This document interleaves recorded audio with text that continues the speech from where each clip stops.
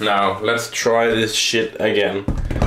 See if the fucking microphone works this time. This is now the second time I'm recording this video. But what is up, you guys, and welcome back to another video. Now, this is a video which I've kind of had in mind to do for a while, and I think it's very relevant. It is going to be a bit more serious than my usual stuff, but this video is about streetwear scene and if it's dying or not, kind of why it might be dying or why it's not dying. I'm gonna give a very quick disclaimer. The streetwear scene is definitely not dying, but there are a couple things which change it a bit and which might make it less fun or less enjoyable than it previously have been. But I think you can compare the streetwear scene to the emo scene in a way. Not that I would know a lot about that, but it's kind of started like an underground movement and then suddenly became popular, and it kind of got catapulted into the mainstream media and so on and so forth. I'm gonna split this into 4 sections: individuality, recognition and age, social media, and resell. So kick back, relax, and grab yourself a beverage, and let's go.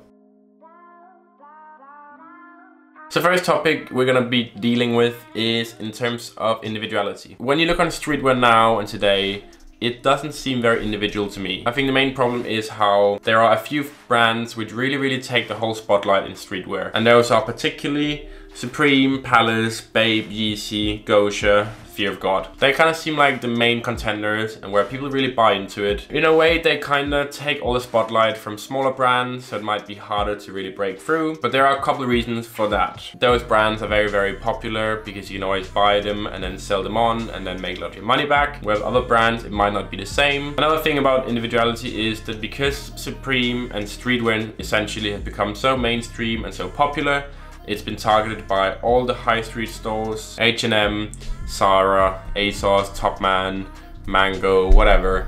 They're all kind of drawing inspiration or copying streetwear designs because there's a lot of money in it. And suddenly, streetwear is not about this individual aspect or this small group, but instead it's becoming a very big fashion market in a way. I think it's a bit sad. And in that sense, I think the individual styles are dying out a bit. But I also think that you kind of have to find your own lane or your own part of streetwear you're really interested in to kind of make it more individual in a way. Another important thing to mention is also that 3 or 4 years ago, there were the same problems with individuality. It's just different trends which go again and again. But it seems like the trends we see today, they're way bigger than they were back then at least.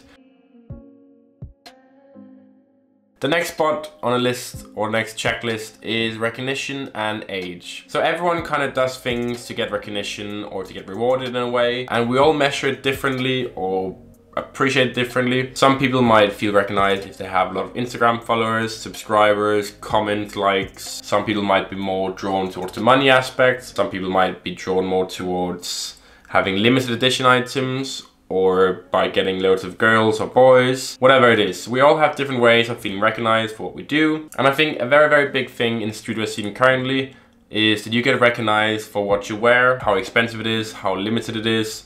And that's what makes all the prices go so high. Another part of recognition is you kind of strive for it in your peers, when your friendship groups.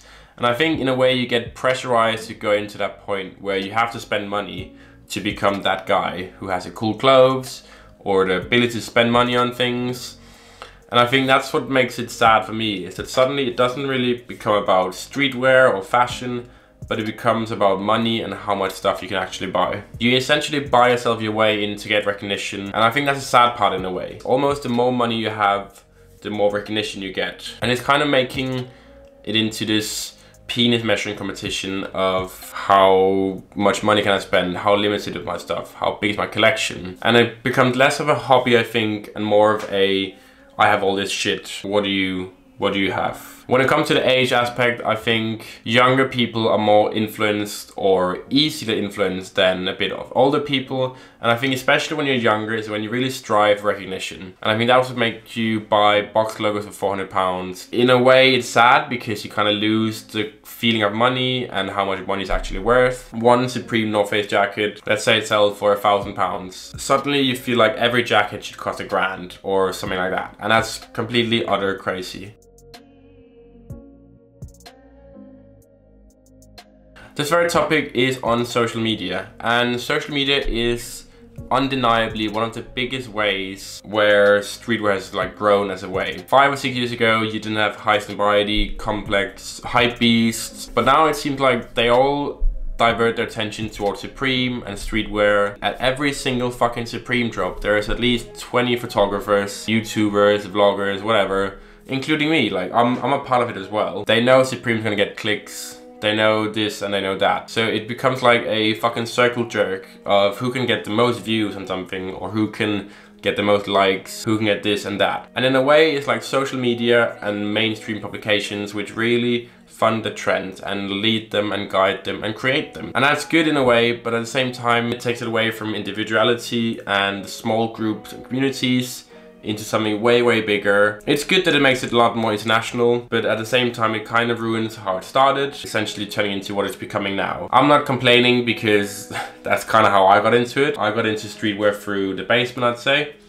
Holy fuck, I'm fucking sweating. But yeah, it's kind of like social media is really, really funneling everything these days, and you really can't get around it. I think it's good because it makes it a lot more diverse, but at the same time, because they mainly focus all their attention towards specific brands, it kind of keeps the brands elevated while keeping the other smaller brands a bit lower in the dirt maybe, or just don't really give them as much spotlight, I'd say.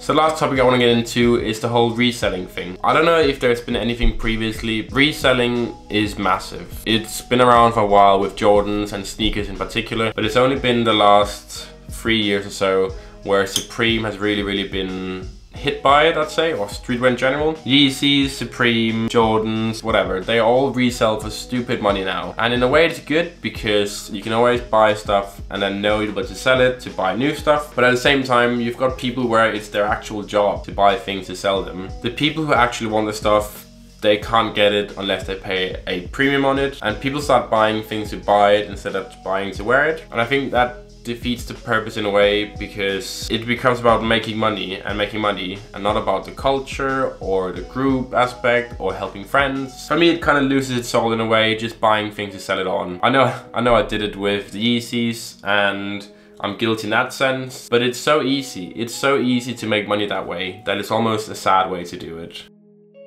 So in conclusion, to finish this exam question, whatever you want to call it, streetwear is definitely not dying. If anything, it's getting a lot broader, but maybe it's for the worst, and maybe it's for the better, depends how you look at it. My main thing about streetwear is that fine, you've got the whole mainstream, which a lot of people are into, the really branded stuff, but then if you dig deeper and you kind of find your own lane or your own really favorite brands, then it's better than ever. Like, there are different brands for whichever style you like.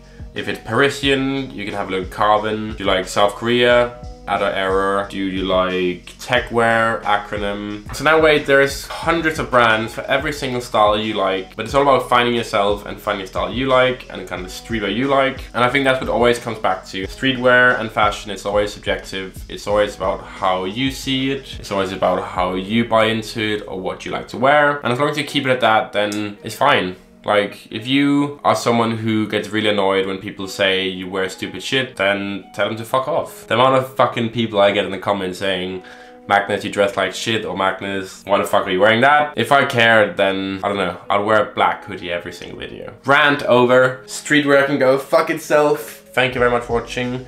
Smash that fucking like button, and peace.